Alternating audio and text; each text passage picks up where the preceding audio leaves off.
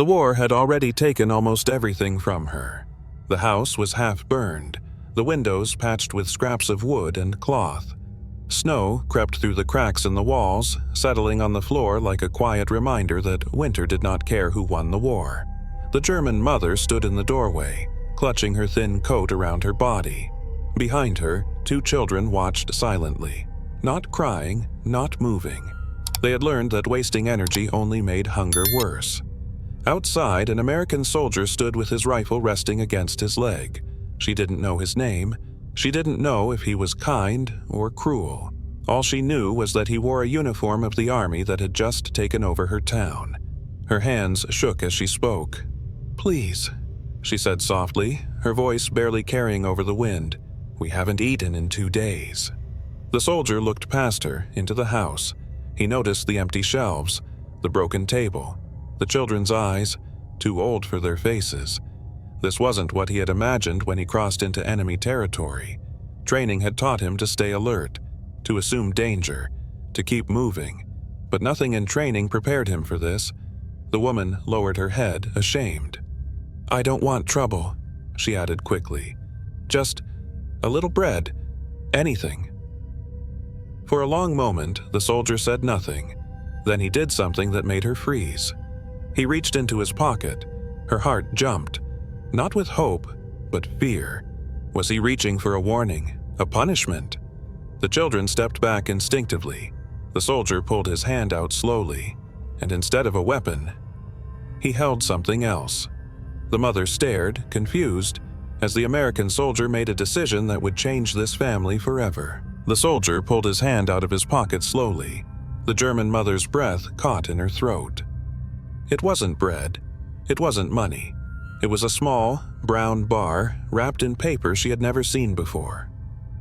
Chocolate. For a moment, she didn't understand what she was looking at. Real chocolate had disappeared from her world years ago. It existed only in memories. Birthdays before the war, holidays that no longer came. The American soldier knelt down so he wouldn't tower over them. "It's for the kids," he said gently.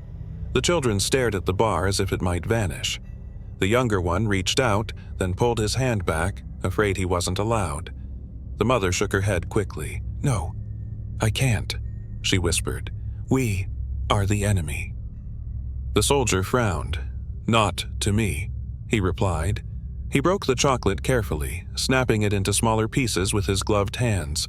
He gave the first piece to the older child, then another to the younger one. Finally, he placed the last piece into the mother's trembling palm. She felt the warmth of it melting slightly against her skin. Tears filled her eyes. Not from hunger this time, but from something far more painful. Kindness. Something she thought the war had killed. She looked up to thank him, but the soldier was already standing, and before he walked away, he said one thing that made her heart stop. The mother finally found her voice. "Thank you," she whispered, her words breaking as soon as they left her lips. The American soldier paused. He turned back, looking at the children as they clutched the chocolate, afraid it might be taken away. Then he looked at the woman, thin, exhausted, trying to stay strong in a world that had given her no reason to be. He glanced down the empty street. "Wait here," he said quietly. Before she could ask what he meant, he turned and walked away toward the corner of the ruined road. Panic rose in her chest. Had she misunderstood? Had she accepted something she wasn't supposed to? Minutes passed. The wind howled between broken buildings. The children leaned against her, shivering, their small hands sticky with melted chocolate. Every step she heard made her flinch. Then she saw him again. The American soldier was coming back, but this time he wasn't alone. He was carrying something over his shoulder, a heavy canvas bag. Another soldier followed behind him, then another. The mother stood slowly, her heart pounding. This was more than a chocolate bar. Whatever was about to happen next would change everything she believed about the enemy. The soldiers stopped a few steps away. The German mother instinctively pulled her children closer, her body tense. Years of fear didn't disappear in a single moment. The American soldier set the canvas bag down in the snow. It landed with a heavy thud. He knelt and slowly opened it. Inside were things she hadn't seen in years. Bread, canned food, powdered milk, a small tin of soup, real food. Her knees nearly gave out. "This is for you," the soldier said, "and for others like you." She stared into the bag, unable to speak. Her hands hovered over the food but didn't touch it yet, as if she needed permission from the world itself.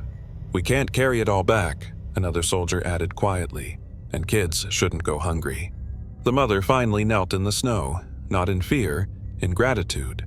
"I don't know how to repay you," she said, her voice shaking. The American soldier shook his head. "You already did," he replied. "You asked." She looked up at him confused. Then he said something so simple and so powerful that she would remember it for the rest of her life. The American soldier closed the bag and gently pushed it toward her. "Share it," he said. "There are others hiding. We know." The mother nodded slowly. She had neighbors who hadn't dared come outside, families who survived on potato peels and melted snow, people who believed asking for help was more dangerous than starvation. "They won't believe me," she said quietly. The soldier gave a small smile. "They will when they see this." He reached into his pocket again, slowly, deliberately, and pulled out a folded piece of paper, a ration slip. "Show them this," he said. "Tell them to come tomorrow, same place, same time." Her hands shook as she took it. "Why are you doing this?" she finally asked. "After everything?" The soldier looked away toward the ruins. "Because one day," he said, "this war will end." He met her eyes again. "And when it does, I want to remember I stayed human." And the words hit her harder than hunger ever had. She watched as the soldiers turned and began to walk away. Snow swallowed their footprints almost instantly. She stood there for a long time, holding the paper and the food, knowing one thing for certain. This wasn't over yet. The next morning, the snow was still falling. The German mother stood in the same place, the canvas bag beside her. This time, she wasn't alone. People slowly emerged from doorways and cellars. Old men, women with hollow faces, children wrapped in blankets that were far too thin. They didn't trust easily, but they trusted her. She showed them the ration slip. She opened the bag just enough for them to see the bread inside. Whispers spread through the small crowd. Then the American soldiers arrived. No shouting, no orders, just quiet movement and open hands. Food was shared. Soup was heated. Children were fed first.